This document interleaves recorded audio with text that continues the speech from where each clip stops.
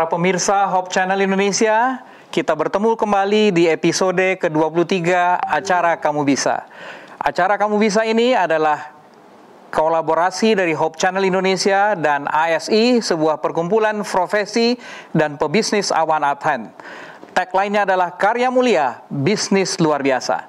Malam ini para pemirsa, kita akan membicarakan topik budidaya baby buncis. Ya. Narasumber praktisi kita adalah Bapak Andrew Tambunan. Beliau adalah seorang petani dari Puncak. Kita sambut Pak Andrew bersama saya di studio. Selamat malam Pak Andrew. Selamat malam Pak. Apa kabar? Ini dari Puncak ya? Iya.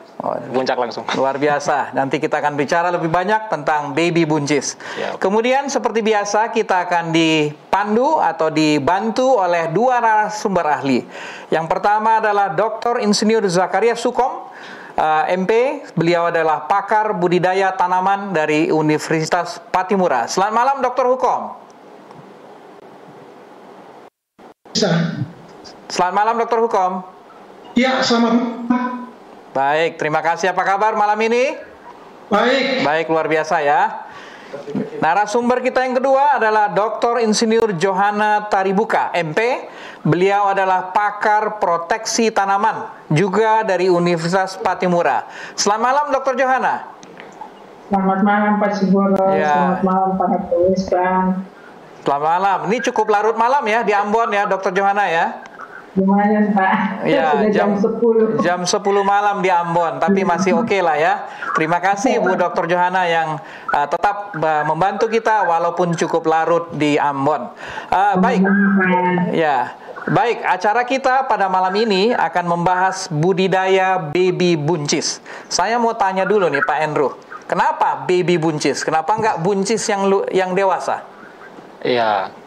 Disebut baby buncis itu karena memang ukuran tanaman itu lebih kecil ya. Lebih kecil ya? Ukuran batang tanaman lebih kecil, lebih pendek, dan juga panennya juga nanti ukurannya lebih kecil. Lebih Beda kecil. dengan buncis yang biasa kita makan di rumah. Jadi gitu. kalau memang panennya lebih kecil, kenapa nggak ditunggu lebih besar atau lebih dewasa? Ya, karena ini kan sesuai jenisnya ya. Oh, jenisnya Jenisnya. memang layak dikonsumsi ketika masih baby ya? Iya. Oke. Ini jadi saya ingat nih cerita saya ketika pernah tinggal di Australia, ketika makan ikan teri, saya dimarahi oleh teman serumah saya, katanya ikan masih kecil sudah dikonsumsi ya. Jadi ini baby buncis walaupun masih baby tapi memang layak untuk dikonsumsi Iya, ya. memang sudah umurnya untuk Ya, panen. baik. Baby buncis atau buncis keluarga dari polong-polongan, leguminosa, berasal dari Amerika Selatan dan Amerika Tengah. Produsen utama buncis di dunia adalah Cina, Indonesia, dan India. Jadi 60% produsen buncis di dunia berasal dari Cina. Nah, kita akan bahas khusus baby buncis varietas tertentu ya, Pak Andrew ya. Iya. Varietas apa nih yang Pak Andrew tanam? Yang saya tanam sekarang ini baby buncis varietas Kenya. Varietas Kenya. Ini benar dari Kenya di Afrika? Ya, ini memang udah namanya disebut gitu ya? Kenya. Ada juga yang varietas Prancis, gitu. Tapi yang umum sekarang itu ditanam sama petani yang varietas Kenya. Varietas Kenya ya. Iya. Ini udah berapa kali Pak Andrew tanam atau memang baru coba sekali atau? Kalau ini udah periode ketiga ya. Periode ketiga ya. Periode ketiga. Dan semakin lama semakin baik. Semakin lama harusnya semakin baik. Iya. Saya dengar sekarang ini memang lagi trendy ini baby buncis Kenya ya. Ini kenapa Pak Andrew dibanding buncis biasa? Sebenarnya ini udah tren dari mungkin 4-5 tahun yang 4-5 tahun lalu ya. Mungkin karena ada pandemi sekarang ini jadi stop ekspor. Ya. Stop Oh, ekspor. tadinya ekspor, banyak ekspor ini. Oh ya, jadi petani yang basis buncis di daerah Jawa Barat itu di Lembang. Oh, di Lembang. Dan itu mereka panen itu untuk ekspor keluar. Ekspor keluar. Nah, kalau saya ini tanam untuk yang permintaan lokal. Untuk lokal. Lokal. Tadinya ekspor tentu karena harganya lebih menarik ya. Iya. Tapi bukan berarti konsumsi dalam negeri untuk baby buncis ini tidak ada ya? Oh, bukan. Jadi konsumsi dalam negeri juga untuk akhir-akhir ini meningkat juga. Meningkat. Ini biasa di sayur atau dijadikan salad atau jadi apa ini biasanya? Iya, biasanya ditumis ya biasa. Ditumis ya. Cuman dia rasanya katanya lebih renyah lah. Renyah, manis juga ya? Lebih manis. Ya, manis, renyah dan gurih ya? Gurih. Iya. 45 hari katanya panen, Pak Andrew. 45 sampai 50 hari itu panen pertama itu. Udah mulai 45 panen. Hari udah panen ya. Berarti 1,5 bulan cuma. 1,5 bulan. Wah, kebetulan ini hari ini juga saya baru mulai panen. Ini lagi panen ya. Panen, makanya Pak Andrew kita undang ke studio ini. Panen pertamanya tuh saya hitung 50 hari. 50 hari. 50 ya. hari. Nah, buncis ini ada dua macam ya, dua macam varietas. Mungkin kita tanya dulu Dokter Hukom ya. Bisa dijelaskan sedikit Dokter Hukom, ada varietas merambah, ada yang tegak ya. Apa bedanya Dokter Hukom? Ya, baik. Jadi untuk buncis ada dua jenis, yaitu varietas yang merambat dan varietas yang tegak. Perbedaannya terletak pada tipe pertumbuhan. Jadi tipe pertumbuhan yang merambat itu dia melilit dan tingginya bisa sampai 2 meter dan biasanya menggunakan lancaran atau tajuk untuk merambat. Oh, untuk perambatan ya? Perambatan itu bisa diatur dalam bentuk pagar ataupun juga dalam bentuk piramid. Ada petani yang tidak menggunakan lancaran dan dibiarkan saja merambat di atas tanah. Tetapi produksinya dan bentuk polongnya berbeda. Sedangkan untuk tipe tegak itu memang dikhususkan untuk varietas yang genca, umur pendek, dan tingginya itu sekitar 25, paling banyak itu 25 sampai 30 cm pertumbuhan. Tapi yang saya baca untuk Kenya ini sekitar hampir 50 cm ya Pak Andre. Iya benar Pak. Iya, jadi dengan produktivitas juga berbeda-beda, baik yang merambat maupun yang tegak. Rasanya mungkin juga agak berbeda karena strukturnya dan kandungan gizinya juga berbeda. Baik. Nah, itu mungkin sedikit perbedaan dari varietas tegak dan varietas yang merambat. Jadi varietas buncis Kenya ini yang tegak ya Pak Hukom ya? Ya. Yang tegak ya. Kalau buncis yang lazim yang biasa ada di pasar itu yang merambah kebanyakan. Iya, banyak yang di pasar lokal itu yang merambat, tetapi juga ada yang memang yang sudah mulai menanam varietas tegak dan memang itu banyak yang disukai konsumen. Oke, terima kasih Dokter Hukom atas penjelasannya. Mungkin saya langsung ke Dokter Johana. Katanya yang merambah ini akan lebih memiliki potensi hama dan penyakit ya Dokter Johana ya, karena dia ke tanah. Apa begitu? Nah, terima kasih Pak Siboro. Jenis buncis merambat itu dia ukurannya itu bisa ketinggian sampai 3 meter Pak. Jadi perlu landaran. Kita nggak bisa tinggal dia merambat di bawah. Karena kalau merambat di bawah, kemungkinan dimakan oleh hama itu lebih besar. Paling utama itu hama yang menyerang. Sehingga untuk Kenya ini dia rentan sekali terhadap hama. Penyakitnya kurang, hamanya itu lebih banyak. Penyakit itu paling 1-2 aja seperti becak coklat itu. Tapi kalau hama itu banyak sekali. Bisa pemakan daun, bisa penggulung daun sehingga menyebabkan kuning. Kemudian ada juga yang menyebabkan pertumbuhannya kerdil. Nah itu pada sedangkan tidak beda jauh dengan yang jenis buncis merambat. Gitu. Jadi saya sarankan kalau menggunakan jenis yang merambat sebaiknya menggunakan lanjaran. Oke. Supaya menghindari langsung eksposur ke tanah ya, Dr. Johana. Iya, betul sekali. Ya. Baik, terima kasih Dr. Johana. Nanti kita tanya ke Pak Andrew nih, apa-apa hama dan penyakit yang dialami oleh beliau.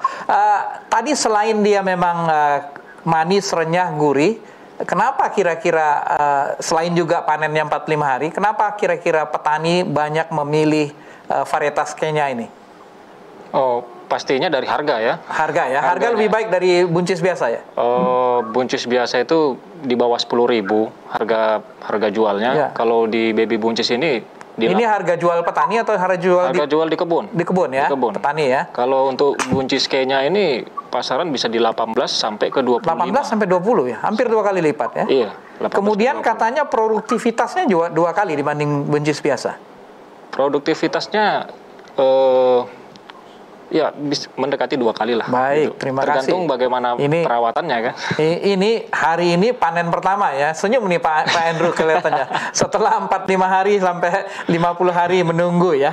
Oke, boleh kita bahas sedikit mulai dari bagaimana Pak Andrew cari bibit, kemudian mulai menyiapkan media tanam. Ya mungkin dari awalnya bisa cerita Pak Andrew. Jadi seperti tanaman yang lain, kita memang harus ada persiapan lahan. Ya.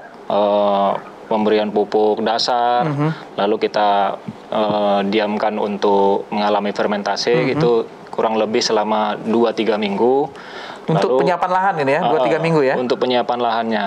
Jadi setelah lahan ini siap untuk ditanam, maka kita isi benih itu. Benih ini, kalau benih banyak ya, di pasaran juga, online juga banyak menyediakan.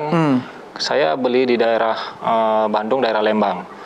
Untuk benih Kenya ini, karena memang basisnya memang di Lembang di daerah Jawa Barat Lembang. Lalu setelah kita benihnya ini kecil, warna hitam ya, hitam putih atau? Ada yang putih. Ada yang putih. Tapi kalau warna itu sebenarnya ada yang mereka sudah campurkan dengan fungisida namanya. Jadi untuk membantu menghilangkan jamur ya. Benar. Jadi diusahakan kualitas benih itu lebih baik dan bagus untuk ditanam gitu. Lalu setelah ditanam, dan ini pakai bedengan atau? Pakai bedengan. Untuk saya pakai bedengan dan juga pakai plastik mulsa. Pakai mulsa juga. Untuk mengurangi biaya pekerjaan untuk merumput, menyiangi begitu. Lalu setelah ditanam, kita tunggu 2. Ini jaraknya berapa jauh di bedengan? Jarak tanam di dalam barisan itu 30 cm. 30 sampai 40 cm. 30 sampai 40. Kalau di musim hujan dia pakai 40 cm. 40 cm. Kalau antar barisan. Kalau lebih kering, lebih dekat. Lebih kering, lebih dekat. Kenapa kira-kira Pak Andrew? Ya, kalau musim hujan itu lebih rimbun. Lebih rimbun gitu. Daunnya lebih rimbun. Maka akan lebih rapat nantinya. Jadi harus dijauhkan sedikit ya. Penanaman itu kalau yang saya lakukan itu penanaman 1 lubang itu 2 benih. 1 lubang 2 benih? 1 lubang 2 benih. Kalau tumbuh dua-duanya? Kalau tumbuh dua-duanya ya bagus. Cabut 1 atau enggak? Dua-duanya tetap dipertahankan. Enggak masalah dia berebut? Enggak masalah. Haram? Enggak, tapi ya kita nanti kan ada pupuk susulannya setelah itu. Kalau mati 1 ya ada yang tinggal 1 gitu. Jadi tetap ada di setiap lubang ada tanaman gitu. Pengalamannya selama ini berapa persen yang tumbuh dua-duanya? Sekitar 60-70%. 60-70% tumbuh dua-duanya ya? Tumbuh dua-duanya. Yang nggak tumbuh sama sekali? Ada juga. Tapi kecil ya, sedikit ya. Karena dari persentase itu paling dari 10% akan mati itu. Dari kita nanam kerugian itu 10% mati gitu. Udah lazimnya seperti itulah. 10% ya. Itu ditanam lagi atau dibiarkan saja? Dibiarkan saja. Dibiarkan saja ya. Mungkin sebelum lanjut ke Pak Andrew tadi terkait dengan menanam, mungkin kita boleh minta bantuan penjelasan dari Dr. Hukom. Buncis, khususnya buncis Kenya ini cocoknya ditanam di lokasi ketinggian berapa, iklim berapa, seperti apa curah hujannya, pH berapa mungkin ya. Kalau Pak Andrew tanamnya di puncak ya. Jadi sekitar berapa tuh, 500 sampai kalau puncak itu 1100 mdpl ya. 1100. Boleh Dr. Hukom, tempat yang cocok untuk untuk buncis Kenya ini di daerah ketinggian berapa, suhu berapa, bagaimana curah hujan dan lain-lain? Ya. Jadi untuk jenis buncis tegak itu sebetulnya bisa ditanam dari ketinggian 200 sampai 300. Jadi bisa di 200 sampai 300 meter untuk dataran rendah.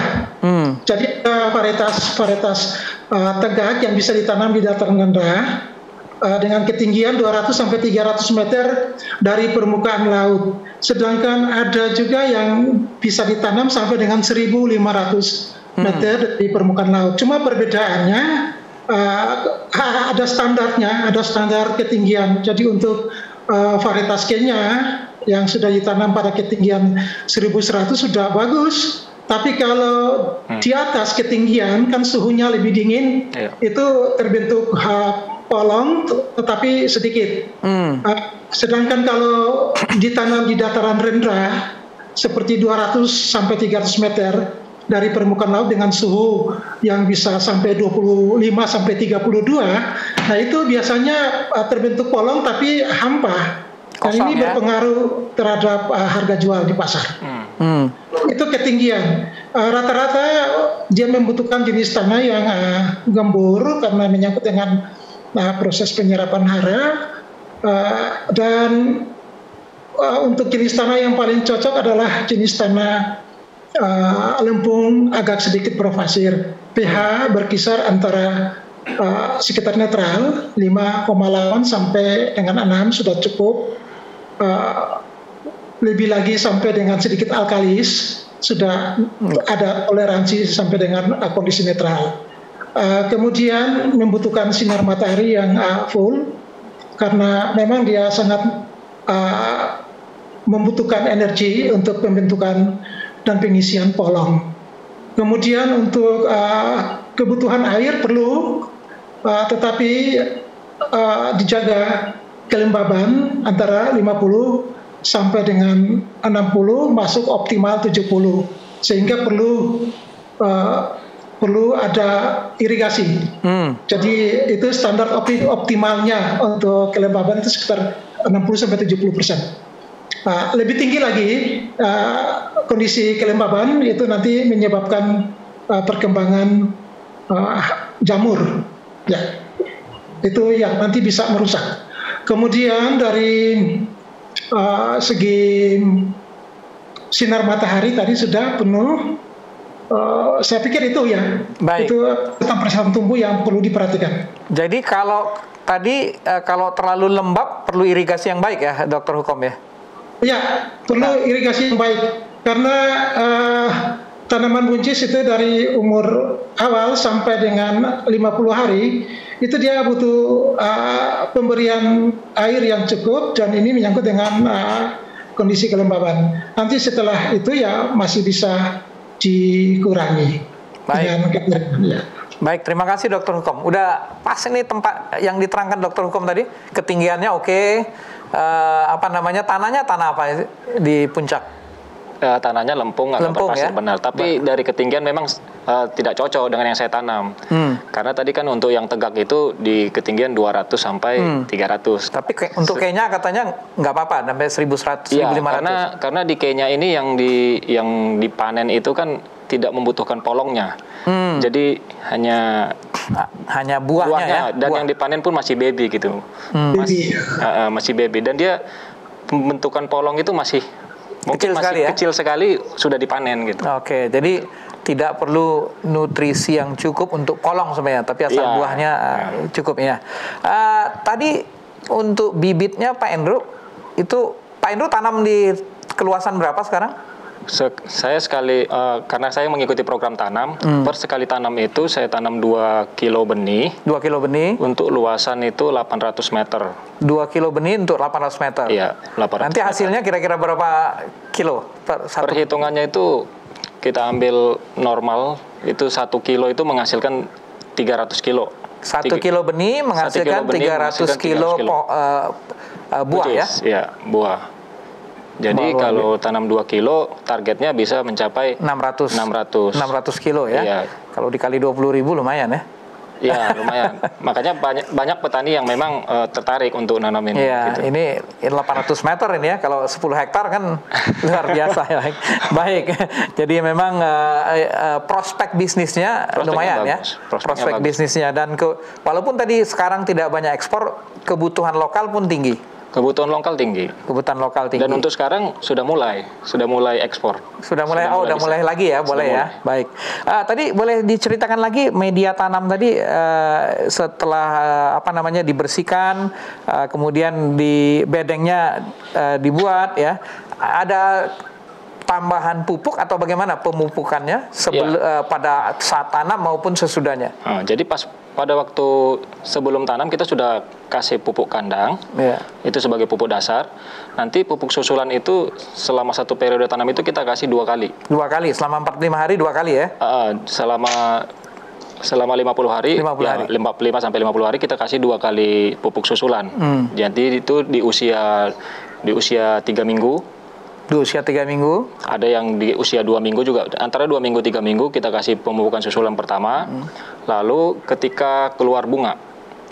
Ketika keluar bunga. Itu kedua itu baru. Ya kita kasih yang kedua. Ini pupuk kandang juga atau ada NPK atau? Iya, kita pakai kalau saya pakai NPK Mutiara. NPK Mutiara. Itu yang pertama maupun yang kedua? Itu yang pertama dan yang kedua. Baik. Jadi hanya di awal aja pupuk kandang. Iya. Pupuk kandang, pupuk dasar. Baik, mungkin ada masukan dari Dr. Hukom mengenai pemupukan dan kesiapan hara untuk baby buncis untuk Kenya ini. Ya, jadi rata-rata untuk buncis itu membutuhkan nutrisi yang cukup karena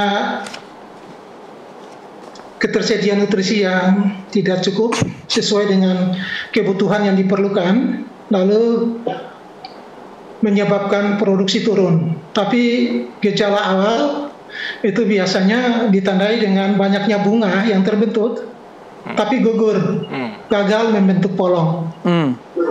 Itu masalahnya duduk di situ. Sehingga kita memang perlu memperhatikan nutrisi.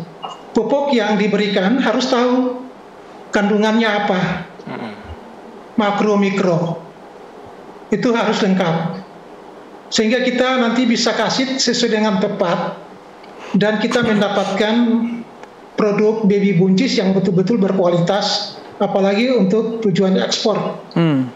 Untuk buncis sendiri kan dia dari golongan leguminosa. Jadi kemampuan untuk fisaksi N dari udara itu cukup tinggi. Jadi dia bisa membentuk nodul. Nah ini mengefisien pemberian pupuk N sebetulnya. Kalau N yang banyak itu nanti tidak aktif kerja bakteri Rhizobium yang nanti berasosiasi dengan akar tanaman legum, dalam hal ini buncis, sehingga untuk dia membentuk bintil akar, lalu proses untuk memfiksasi N dari udara itu tidak jalan secara baik. Oleh karena itu, kalau menggunakan NPK Mutiara itu kan dia 16 NPK. Sama, mestinya ada perbandingan. N sedikit, P dan K agak sedikit banyak, sedangkan mikro dan untuk makro sekunder seperti Mg, sulfur, itu harus tersedia cukup. Nah, kalau memang ini sudah dipahami, pasti tidak ada masalah. Karena apa? Ketersediaan hara itu cukup, cuma problem yang terjadi pada budidaya secara konvensional, bukan saja untuk sayur buncis, tapi untuk semua tanaman. Itu biasa terjadi gejolak tentang ketersediaan hara bagi akar. Karena kebanyakan pupuk yang diberikan itu diikat oleh partikel tanah dan tidak tersedia. Oleh karena itu, sudah bagus kalau Pak Andre menggunakan pupuk cair.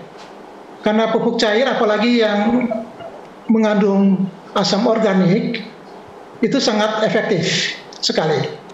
Namun harus tahu apa isinya pupuk organik cair, apa isinya, sehingga betul-betul kita memberi efektif sesuai kebutuhan kalau kita tahu berapa banyak di tanah yang tersedia. Ini adalah strategi untuk mengupayakan peningkatan produktivitas dan kualitas sayuran maupun tanaman secara baik. Saya pikir itu Pak yang perlu dijelaskan. Baik. Untuk menyangkut bagaimana mekanisme dan itu sebetulnya banyak sekali teknik-teknik untuk menghitung sampai membuat rekomendasi, tapi hanya kalau diomong waktu tidak cukup. Itu nanti bisa dikonsultasi secara khusus. Baik. Terima kasih. Terima kasih Dr. Hukom. Jadi ada masukan mengenai perbandingan, Iya, Pak. dan ada masukan mengenai pupuk cair ya. Atau ini pernah dipertimbangkan atau dilakukan mengenai? Sebenarnya saya juga ketika aplikasi pupuk susulan ini saya tambahkan memang POC ya, pupuk organik cairnya. Oh, jadi, ditambahkan pupuk organik cair. Tapi kita formulanya memang dari teman-teman yang sudah melakukan, kita ikuti. Jadi gitu. dari pengalaman ya? Dari pengalaman aja. Ya. Boleh, baik. Nanti bisa juga berkonsultasi dengan Dr. Hukom ya. Makasih Pak Hukom. Ini ada masukan yang boleh dikatakan dari dunia akademisi ya. Iya. Terkait tadi penyiraman bagaimana? Kalau untuk saat ini penyiraman saya tidak ada menyiram karena tidak ada menyiram ya. Karena memang sekarang ini pas lagi musim hujan gitu ya. Tapi kalau agak kering, kalau pada waktu kemarau kita tetap nyiram. Kita tetap nyiram. Biasanya teknik penyiraman ada beberapa, kita ada yang manual, ada juga kita pakai sprinkle ya. Jadi untuk mengurangi pekerjaan, mengurangi biaya pekerja, kita pakai alat, gitu. Baik, tadi kita lupa untuk melihat video aktivitas ya, karena saya lihat di situ ada juga penyiraman. Boleh kita tayangkan sebentar video aktivitas dari Pak Andrew sebagai petani baby buncis Kenya?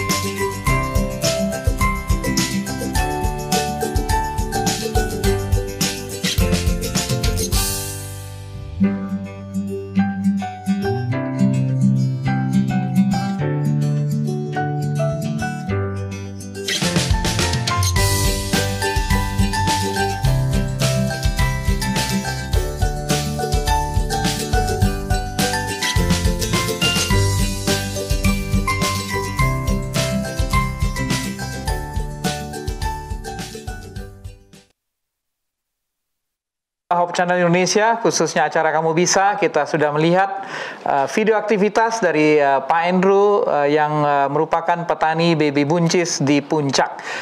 Pemirsa, jika Anda memiliki pertanyaan-pertanyaan terkait dengan budidaya baby buncis, bisa menyampaikannya lewat call center Hope Channel maupun lewat chat di YouTube Live maupun Facebook Live Hope Channel. Sehingga nanti Pak Andrew dan narasumber ahli kami boleh memberikan penjelasan dan menjawab pertanyaan-pertanyaan yang masuk. Kita kembali Pak Andrew, budidaya baby buncis ini katanya gampang ya. Tadi Pak Andrew mengatakan penyiraman pun tidak perlu dilakukan ya. Bagaimana perawatan dan pemeliharaannya selama 45-50 hari? Apa yang dilakukan? Terkait dengan penyiangan, pembumunan ya, mungkin pembersihan, apa yang dilakukan? Atau tidak perlu dilakukan apa-apa? Jadi kalau untuk perawatan tanaman ini dipengaruhi oleh cuaca juga ya. Jadi kalau ketika musim hujan saya tidak perlu terlalu banyak menyiram. Lalu untuk hama juga lebih sedikit untuk hamanya. Nah, nanti kita bahas nih hama ini. Kalau untuk musim kemarau tingkat hama lebih tinggi. Jadi kita harus ada penyemprotan gitu. Jadi memang tergantung dengan musimnya ya. Musimnya. Oke. Jadi Pak Andrew pernah tanam ini kan sekarang panen yang ini boleh katakan musim hujan ya. Pernah tanam juga di musim kemarau. Pernah di musim kemarau. Hasilnya lebih banyak Sebenarnya hasil itu lebih bagus di musim kemarau. Di kemarau ya malah Iya. ya. Karena tadi hama dan penyakitnya lebih sedikit atau lebih banyak malah? Hamanya lebih sedikit sekarang, tapi kalau di cuaca musim hujan itu satu angin. Jadi ada beberapa faktor. Kalau angin itu bisa membuat rebah tanaman. Nah kalau rebah mati atau ada yang langsung patah dari batang bawahnya. Jadi ketika mati lah ya. Mati, harus terbuang itu. Jadi kalau misalnya musim kemarau itu sekitar 90%, 95% itu pasti semua merata tegak. Jadi ya, tegak dan sempurna lah dia ya. Untuk saat ini saya di kebun itu sekitar 20% rebah. Oh, karena angin dan karena hujan angin. Ini? Kebetulan memang untuk saat ini tingkat anginnya yang lumayan tinggi ya. Sangat kencang ini. Ya. 20%. Ini rebah ketika sudah umur tua begini nggak bisa dinikmati panen. Sudah nggak bisa. Karena ya? sudah patah. Patah dia. Tinggal kita buang aja. Jadi oke. Tadi Pak Andrew menyampaikan bahwa hama dan penyakitnya sedikit ya. Yang sedikit itu apa aja? Tadi mungkin Dr. Johanna sudah sampaikan ada lumayan banyak untuk yang tegak ini ya, untuk Kenya ini. Kalau untuk, makanya tadi tergantung kondisi cuacanya ya. Kalau yang pengalaman kita, kalau untuk musim hujan itu hamanya ulat tetap ada, tapi tidak terlalu banyak. Musim hujan ulat tetap ada, tidak terlalu banyak. Tapi akan muncul itu seperti keong, seperti siput. Nah itu mulai bermunculan di musim hujan ya. Jadi tapi kita ada aplikasi lagi, ada obatnya lagi yang kita kasih gitu untuk mengusir itu. Boleh tahu obatnya apa?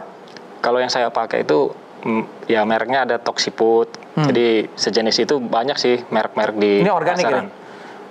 Enggak, kimia. Kimia ya. Oke. Biasanya kimia. Jadi dia itu sifatnya itu sebenarnya baunya. Jadi siput atau keong itu akan mencium bau itu, lalu dia akan makan dan dia akan mati gitu. Oke. Kalau untuk tanaman sendiri tidak terlalu berpengaruh karena daun nggak ada bercak daun.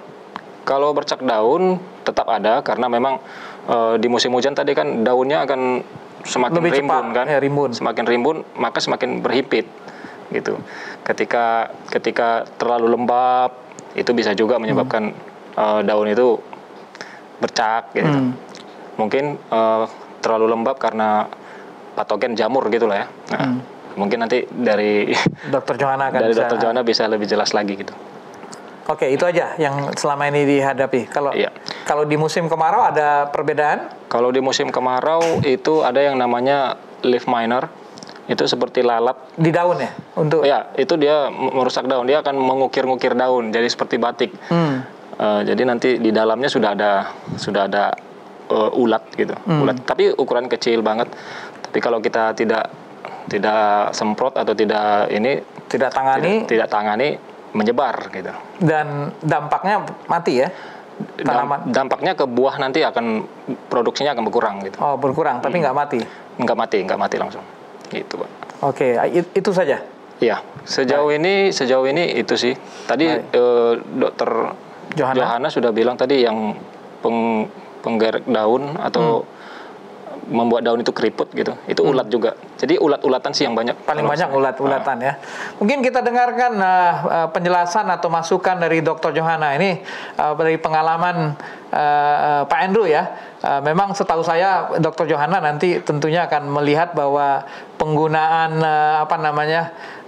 kimiawi kurang baik ya. Tapi silakan Dr. Johanna, masukan dan penjelasan. Kelihatannya suaranya nggak terdengar, mungkin belum di-unmute. Ya. Sudah, Pak. Ya. Silakan. Bisa dengar, Pak, suara saya? Kedengaran. Ya, silakan Dr. Johanna. Terima kasih. Ya, terima kasih Pak Siboro, Pak Andrew. Saya selalu menekankan pada setiap pertemuan bahwa mengurangi penggunaan pestisida sintetik. Artinya jangan terlalu banyak menggunakan pestisida buatan. Yang kimia-kimiawi itu jangan. Di seputaran kita itu banyak sekali tanaman-tanaman yang kita bisa gunakan untuk mengendalikan hama maupun penyakit. Misalnya saja pada hama yang Pak Andrew temui itu kita bisa beberapa hama yang tadi saya sudah katakan seperti ulat, jengkal, itu dia biasanya itu menggerogoti buah sehingga buah itu di dalamnya itu sudah kosong gitu, dia gigit dari di dalam bagian dalam. Nah, beberapa bahan tanaman yang kita bisa pakai untuk pengendalian seperti pestisida botanis itu seperti sambiloto, itu kita bisa gunakan.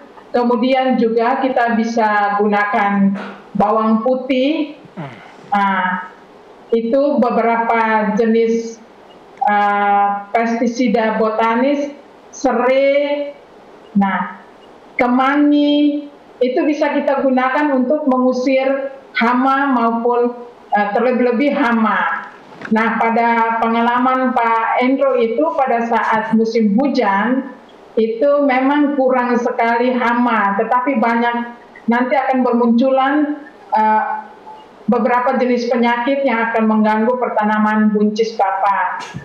Itu dikarenakan karena kelembapannya tinggi, sehingga harus diatur jarak tanamnya. Pada awal pertemuan, Pak Endro sudah katakan pada musim kering, jarak tanamnya 30 cm, sedangkan pada musim hujan itu 40 cm.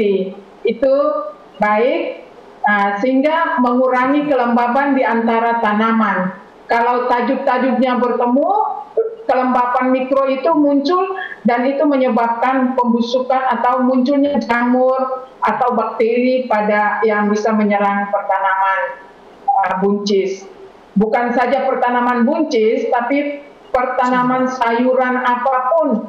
Kalau iklim mikronya terlalu tinggi, pasti akan menyebabkan munculnya serangan penyakit itu lebih banyak. Nah, hama pada musim kering itu banyak karena dia punya suhu optimal untuk pertumbuhan itu ada. Sehingga disarankan, saya lebih menekankan untuk menggunakan pestisida botanis dalam pengendalian.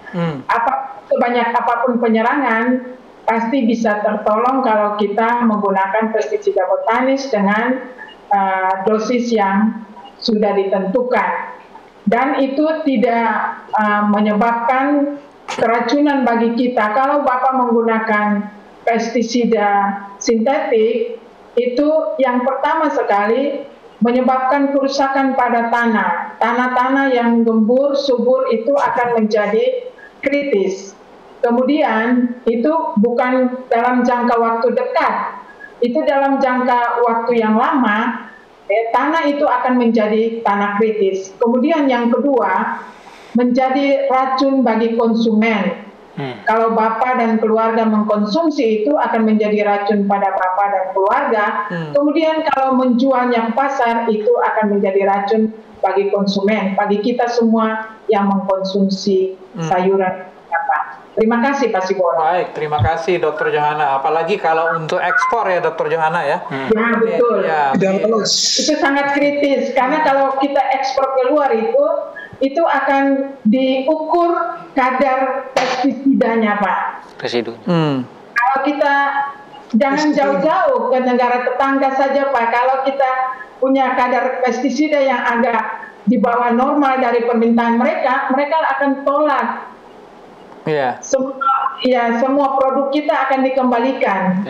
Ya, jadi mungkin memang kadang-kadang kita nggak sabar ya Dr. Johana ya, karena kalau pakai pestisida yang kimiawi ini rasanya pengen cepat ya. Cepat, betul sekali. Ya, Dokter. Nah itu kelemahannya kita dan memang sebagai petani kita kan ingin cepat dan memiliki produk yang banyak, tinggi gitu.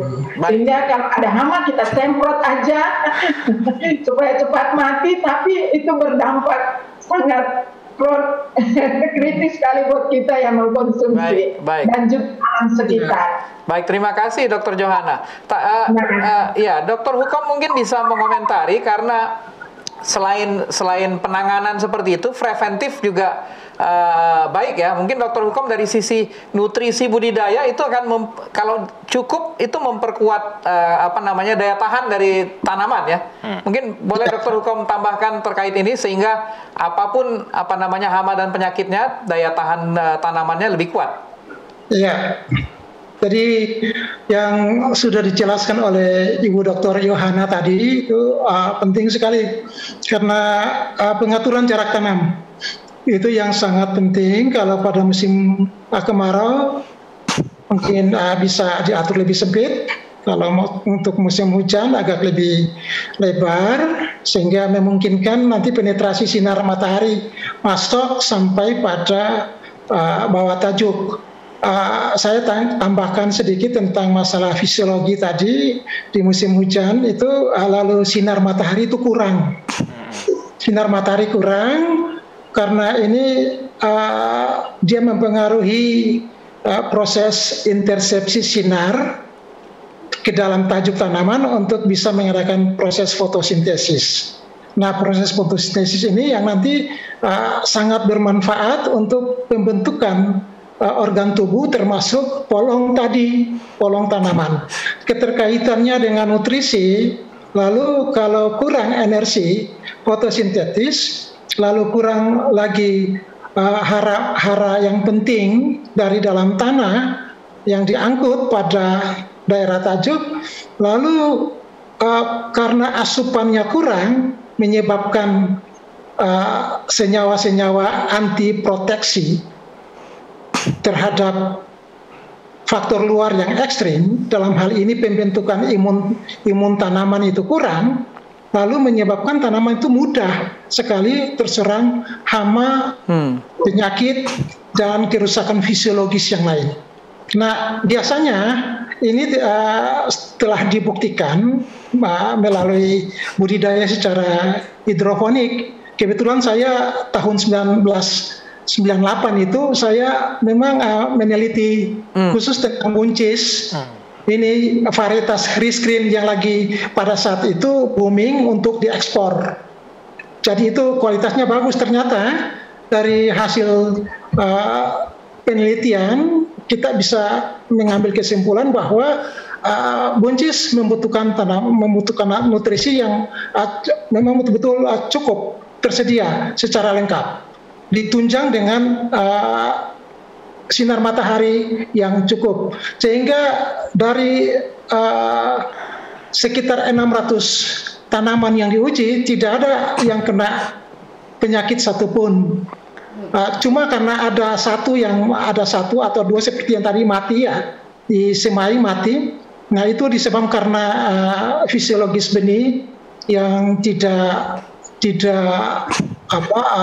utuh atau prematur, dipanen sebelum waktu masa fisiologisnya. Dan yang kedua, kalau memang itu terancam dari segi penyakit, itu mungkin ada terbawa pada benih. Jadi ada penyakit yang terbawa pada benih karena penanganan benih di lapangan tidak berhati-hati. Nah, jadi intinya di sini, kalau nutrisi lengkap sesuai dengan kebutuhan tanaman itu tetap eksis dan sehat.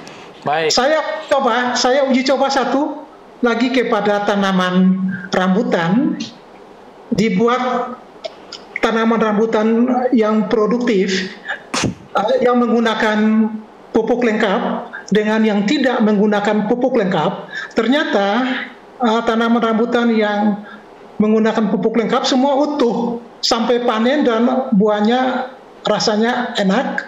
Sedangkan tanaman yang tidak menggunakan pupuk lengkap itu dimakan oleh itu kelelawar. Karena apa? Karena itu menyangkut dengan zat imun yang terbentuk itu pada tanaman yang tidak diberi itu rendah. Jadi ketika kelelawar datang makan, dia rasa ya enak, tidak ada masalah. Tapi ketika dia makan yang diberi pupuk lengkap, itu kan dia membentuk zat imun yang memang cukup memadai. Sehingga ketika itu hewan-hewan seperti hama itu dia punya kemampuan menciumnya itu cukup tinggi. Sehingga ketika dia datang, dia mau makan, dia cium tidak enak bagi dia. Makanya ini adalah rahasia ledakan populasi hama maupun penyakit karena pengaruh daripada nutrisi. Wah, menarik sekali, Dr. Hukom ya. Jadi memang tanaman ini kelihatannya seperti manusia ya, Dr. Hukom ya. Kalau nutrisinya baik, daya tahan tubuhnya baik, maka penyakit akan bisa dilawan ya. Bahkan dalam situasi pandemi ini ya, kita semua berusaha meningkatkan imunitas ya dengan hidup sehat, makan sehat ya. Jadi tanaman juga memerlukan ini, mungkin bisa menjadi masukan yang baik, Pak Andrew ya. Sangat, Pak. Supaya pemupukannya lengkap ya, haranya lengkap, sehingga tanamannya tadi, walaupun tadi Pak Andrew mengatakan hama dan penyakitnya sedikit ya, tapi kalau terbuang 10-20% tetap juga itu kan merugikan. Lumayan, ya. Baik, terima kasih. Selain itu siklus tanam mempengaruhi nggak Pak Andrew? Pak Andrew ini selalu tanam habis buncis ini tanam yang lain atau buncis lagi? Jadi saya ini tanam buncis, tapi ada tumpang sari saya tanam cabai gitu. Jadi tanam dengan tumpang sari dengan cabai. Cabai. Jadi setelah habis nanti buncis, maka yang berikutnya cabai. Gitu. Cabai. Karena itu yang kita di kebun itu paling banyak dua kali musim gitu. Setelah itu kita harus rotasi, kita harus ganti tanaman karena untuk mengatasi virus hama juga gitu, mengatasi hama. Gitu. Karena kalau terus-terusan kita tanam dengan tanaman yang sama, maka hamanya semakin kebal kayaknya. Gitu. Mungkin boleh kita minta komentar Dr. Johana terkait dengan tumpang sari dan siklus tanam tadi ya. Pak Andrew mengatakan memang supaya hamanya jangan semakin kebal, memang siklus tanamnya harus bergantian. Boleh komentar dari Ibu Dr. Johana? Terima kasih Pak Siboro.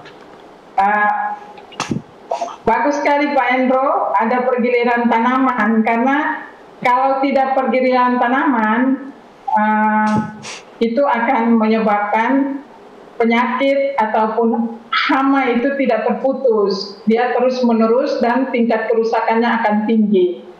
Yang sudah dilakukan Pak Andrew itu sudah sangat baik, yaitu melakukan pergiliran tanaman.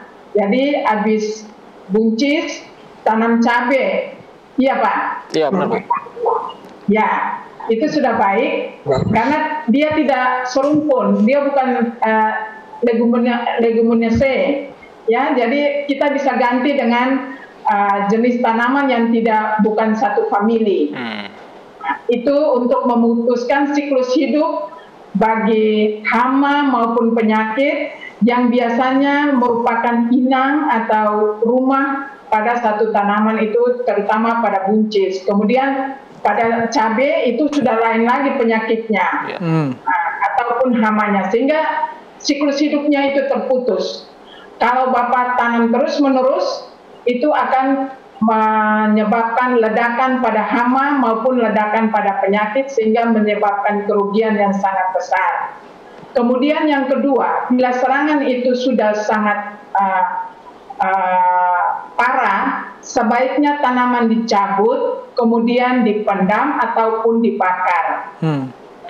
Kalau belum terlalu tinggi kerusakannya, itu bisa kita akali dengan, kalau hama kita ambil saja hama yang muncul misalnya saja pada penggerak daun itu, kita bisa cari sebelum jam 9 pagi itu di bawah daun ataupun di tunas-tunas muda itu ada ulat yang ada hitam ataupun ulat jengkal, itu kita bisa ambil secara mekanik, ambil saja dengan tangan kemudian kita matikan. Jangan terlalu cepat kita menggunakan pestisida sintetik yang kimiawi. Nah, sebaiknya seperti tadi awal saya katakan, sebaiknya menggunakan botanis. Di seputaran kebun Bapak itu harus dibersihkan sehingga tidak menyebabkan, itu dari gulma ya Pak, itu tidak menyebabkan sumber hama untuk menyerang tanaman budidaya. Karena di seputaran kalau kotor ada banyak gulma atau rumput-rumput yang bukan tanaman itu, jadi kalau dia tidak dapat di tanaman, habis dari tanaman rumput itu dia pindah ke tanaman bapa, dia menyerang tanaman bapa. Tetapi kalau di seputaran pertanaman itu bersih, maka kemungkinan hama dan penyakit itu menyerang juga makin kecil. Yeah. Nah, itu yang saya tekankan. Jadi pergunakan pestisida botanis, Pak. Di seputaran banyak kok. Itu kalau di sini nimba itu juga bisa, buah mojo itu bisa digunakan untuk pengendalian hama maupun penyakit, Pak. Terima kasih. Baik, terima kasih Dr. Johana. Pemirsa, jika Anda memiliki pertanyaan, silakan sampaikan melalui call center Hope Channel maupun di chat melalui YouTube Live dan Facebook Live. Nanti narasumber praktisi kita, Pak Andrew, maupun narasumber ahli kita, Dr. Hukom maupun Dr. Johana boleh menjawab. Baik, mungkin terkait dengan tumpang sari tadi yang sudah dilakukan oleh Pak Andrew, boleh kita dapatkan penjelasan dari aspek budidaya dari Dr. Hukom mungkin? Apakah ini tepat memang tumpang sari antara antara buncis dengan cabai misalnya? Ya, untuk tumpang sari, jadi kita harus melihat tentang jenis tanaman yang bisa saling mensubstitusi. Jadi jenis tanaman seperti legum yang tadi digunakan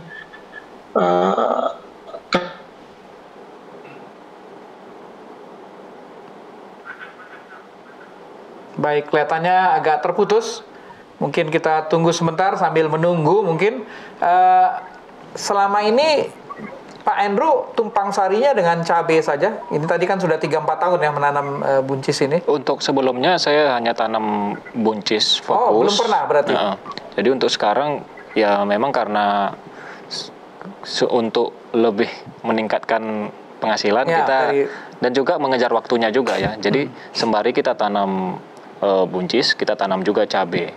Untuk cabai ini kan nanti kan umur 3 bulan dia sudah mulai berbuah. Jadi ketika buncis habis, dia sudah mulai keluar buah gitu. Jadi efektif ya jadinya, produktif lah ya. Ya, jadi tetap ada tanaman yang menghasilkan dari lahan itu. Ya. Gitu. Saya sebenarnya mau menekankan tadi yang dibilang sama Ibu Johana. Sebenarnya saya juga sudah terapkan, tapi tidak full untuk pestisida tadi. Jadi karena saya tahu juga memang itu untuk konsumsi masyarakat, untuk konsumsi kita. Jadi untuk budidaya buncis ini ketika sudah keluar buah, saya sudah tidak lakukan penyemprotan lagi di situ.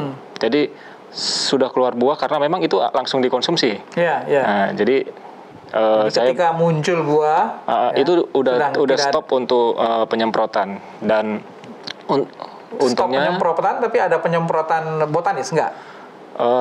Belum ada. Stop aja, tidak ada kimia. Dan selama yang produksi sekarang ini, yang periode sekarang itu hanya 1 kali penyemprotan saya dari 1 periode ini. Jadi memang diminimalisir untuk penggunaan pestisidanya. Oke, jadi tapi bagus tadi masukan dari Ibu Johana itu nanti saya boleh terapkan nanti. Jadi mungkin pestisida botanis yang disarankan itu bisa dipakai. Selain itu tentunya apa yang disampaikan Dr. Hukom tadi adalah untuk meningkatkan imunitas tanaman sendiri. Jadi seperti manusia kan? Unsur pupuknya harus lengkap dan dengan demikian walaupun ada hama dan penyakit tetap lebih imun dia, lebih tahan. Lebih kebal. Ya. Baik, apakah Dr. Hukom sudah tersambung? Baik, belum. Kalau belum mungkin kita melangkah pada pemanenan ya. Ini yang mengembirakan ini. Harusnya kita diskusi lebih panjang tentang panen ini Pak Andrew ya. Tadi dikatakan 45 hari sudah panen ya. 45 hari. Nah itu sudah. Saya dengar sejak dia berbunga sampai panen hanya seminggu ya. Seperti apa? Bisa tandanya apa? Bisa 2 minggu, 2 minggu, 3 minggu. Bahkan jadi, ada yang sampai 3 minggu. Jadi berbunga, kemudian 2-3 minggu mulai tumbuh polongnya, buahnya. Oh, maksud saya itu 3 minggu tadi itu sampai habis. habis, sampai habis. Tapi kalau dari mulai keluar buah kecil sampai dia panen seminggu sudah bisa panen. Seminggu ya? Seminggu. Cepat juga ya? Berarti Seminggu. kecepatannya lumayan tinggi Iya, ya? karena memang cepat. Kita hitung hari aja ternyata udah berubah, udah siap panen gitu. Ya. Kalau udah saat itu Pak Andrew lihat tiap hari perkembangannya. Biasanya kalau sudah memang waktunya panen, kita panen hari ini, nanti 2 hari sekali panen terus. Oh, untuk Setiap 2 hari sekali gitu. jadi sampai kira-kira Memang seminggu ya? Sesuai dengan bobot yang diinginkan ya, spek yang diinginkan. Ya, itu di bobot berapa atau di tanda-tanda apa Pak Andrew akan panen? Ya, seperti yang saya bilang tadi itu jangan sampai polongnya itu berbentuk gitu. Jangan sampai sempat dia berbentuk. Tapi panjangnya kira-kira? Panjangnya sekitar 10 cm, 10 cm, 12 cm. 10 sampai 12 cm. Jadi sekitar segini ya? Iya. Nggak terlalu besar ya sebenarnya ya? Agak panjang juga, ada juga yang panjang. Agak panjang. Jadi tergantung spek pasar sebenarnya yang dibutuhkan seperti apa. Yang dibutuhkan? Gitu. Karena tidak perlu panjang. Maksimal dia itu di 13 kalau nggak salah 13 cm ya. Kalau saya dengar untuk ekspor gitu memang katanya harus panjangnya seragam. Iya. Nggak boleh ada yang panjang pendek dan jadi sekitar 12 cm katanya. Jadi speknya itu kalau di petani dibilangnya spek super dah. Oh, super tuh. Super. Rata dia sama-sama ya. Jadi grade-nya memang grade A gitu. Ya. Itu harga mempengaruhi ya? Harga pasti mempengaruhi, Pak. Mempengaruhi ya. Beda berapa kira-kira kalau dari yang super dengan yang... Kalau untuk ekspor itu karena dia main di tonase ya, jadi kuota yang besar dibandingkan dengan saya yang jualnya itu ke vendor yang kirim juga ke supermarket, ya selisih 2.000-3.000. 2.000-3.000 ya. Iya. Baik. Ini satu tanaman kira-kira berapa buah ya kira-kira? Kalau buah cukup banyak ya. Kalau buahnya bisa sampai 20 ke 30. 20 ya? Berarti memang kalau tanamannya tegak 30 sampai 50 cm bisa agak merunduk dia? Bisa. Kalau saya sebenarnya itu harus pakai ajir juga. Oh, jadi Pak Andrew untuk lahannya dipasang ajir juga ya? Iya, tapi tidak sebanyak untuk kalau dia merambat. Kalau yang merambat gitu. Dan ajirnya juga tiang penegaknya juga cuman paling tinggi 50 cm. Oke. Dengan jarak yang nggak terlalu dekat, jarak 3 meter, 3 meter baru pakai gitu. Kemudian ketika panen di mana dipetiknya? Ketika panen petik biasa aja. Petik biasa. Biasa pekerja yang panen, lalu disusun di krat. Ya, tadi seperti di video aktivitas ya. Iya, Pak. Kemudian dibersihkan, dicuci. Dibersihkan ya, karena memang spek yang diinginkan memang yang bersih ya. Ya, disortir kemudian ya. Disortir. Enggak, pas waktu panen sudah langsung disortir. Oh, sudah. Untuk mengurangi pekerjaan langsung gitu. Ya. Jadi 1 kilo benih tadi 300 kilo hasilnya ya. 300 kilo ya. Umumnya 300 kilo. 300 kilo karena saya baca di berbagai referensi itu kira-kira 8 sampai 10 ton per hektar ya. Ya, jadi 8 sampai 10 ton ya. Jadi mungkin yang berikut diperluas Pak ya. Ya, tergantung pasar sebenarnya. Karena kalau saya ini permintaannya seminggu itu dia minta 200-300 kilo. Oke, jadi supply-nya diminta 200-300 kilo per minggu. Iya, dan untuk menutupin itu pun saya belum sanggup sebenarnya. Gitu. Oh, jadi ya karena memang harus lebih luas dan untuk panennya juga membutuhkan pekerja yang banyak gitu. Iya. Pekerja yang lebih banyak. Ini di daerah puncak banyak yang tetangga banyak yang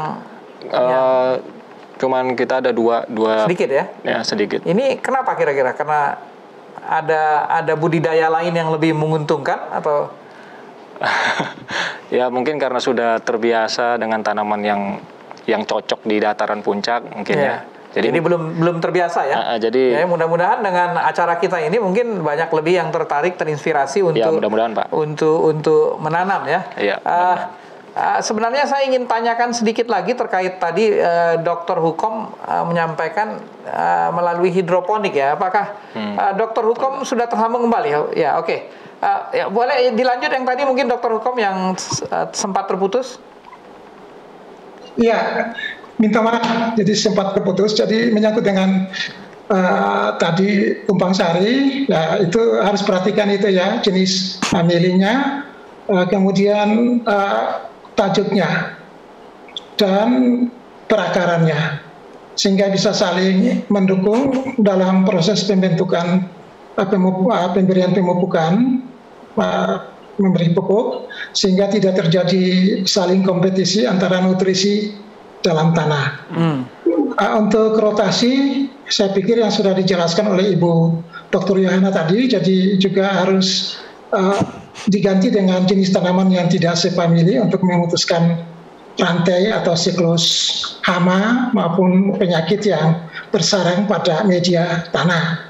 Jadi mungkin itu yang sangat penting. Saya pikir Pak Andre sudah banyak berpengalaman juga di dalam bidang ini ya. Tapi terus lagi mengintensif karena memang harus fokus, karena perkembangan tanaman itu ya seperti manusia, bayi, kita harus jaga, rawat. Salah dalam perawatan juga akan berpengaruh terhadap produktivitas dan kualitas.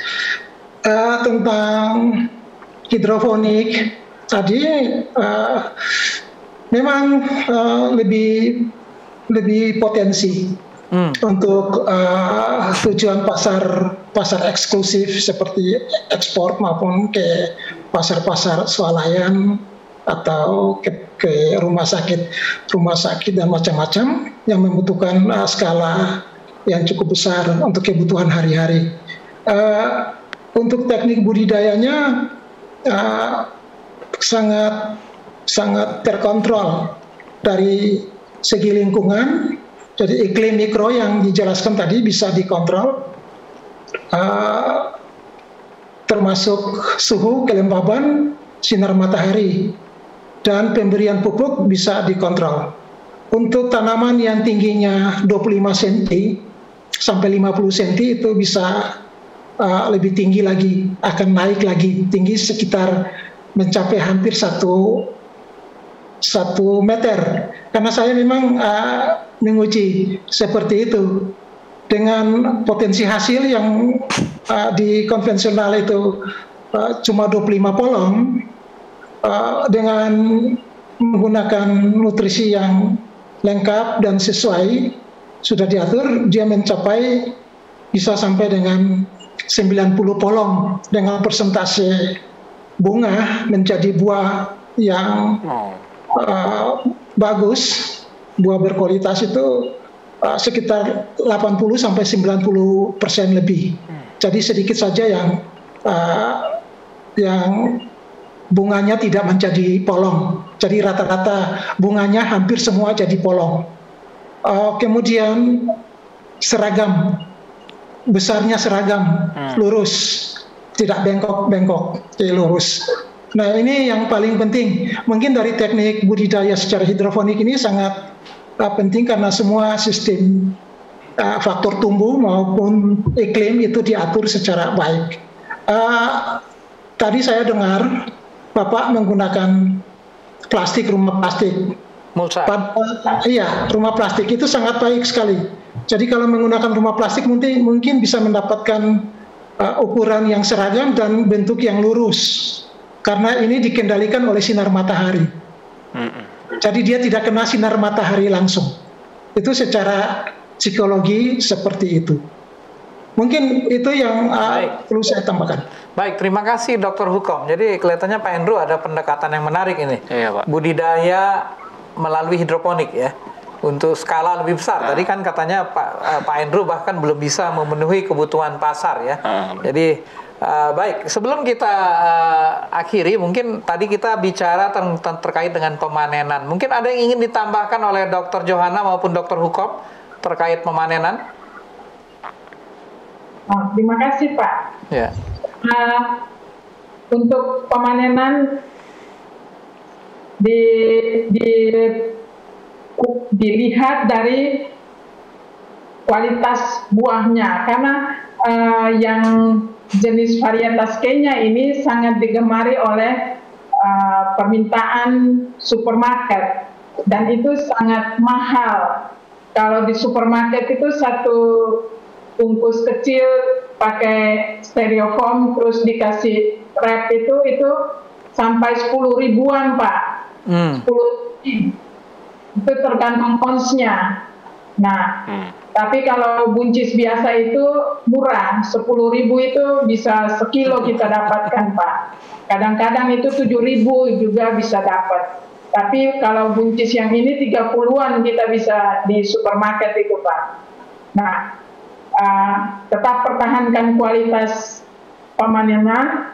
Saat panen itu harus diperhitungkan dengan baik, kemudian kualitas buahnya, dan tadi penggunaan mulsa itu juga sudah bagus, itu juga untuk menghindari